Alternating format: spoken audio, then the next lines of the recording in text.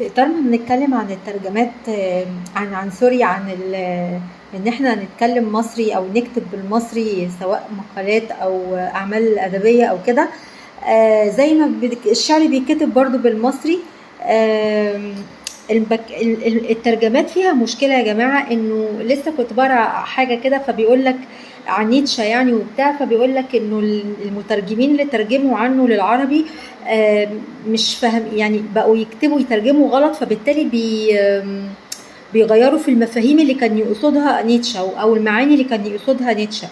وفي ترجمات كتير بالمنظر ده ضايعه خالص، يعني بما معناه ان انت لو قعدت تقرا الترجمات دي انت كده بتضيع وقتك في الهوا وهتفهم فلسفه نيتشه غلط. ففي الاطار ده انا نفسي الترجمه تبقى برضو انت مصري تترجم بالمصري، هتلاقي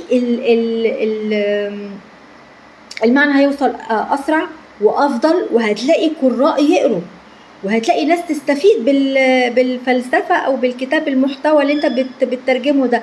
بالاضافه ان انت يعني الترجمه بصراحه في بلادنا مش في اعظم حالاتها يعني. فكنت هقول ايه، بسم الله الرحمن الرحيم قبل ما الفيديو يخلص. انا مره شفت فيلم اجنبي بالترجمه بالمصري، والله العظيم من احلى المرات اللي شفت فيها فيلم مترجم. ترجمه بالمصري زي ما انا وانت بنتكلم، مش دبلجه، لا الترجمه مكتوبه بالمصري. حتى في الشتايم مفيش بقى يا واخده والكلام ده، لا يا ابن الكذا على طول.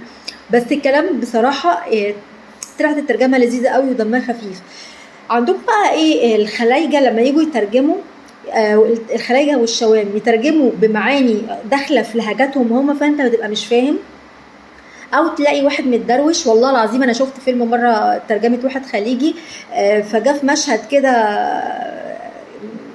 في حاجات كده معينه يكتب ايه حاجات معينه في المفاهيم الفكريه، يعني يقول لك ايه في الترجمه، استغفر الله العظيم استغفر الله العظيم ده اسمه الحاد والله العظيم حصل. ويجي بقى في المشاهد اللي فيها حب او كده يروح ايه عامل بلور كده وبتاع علشان يغلوش على البتاع.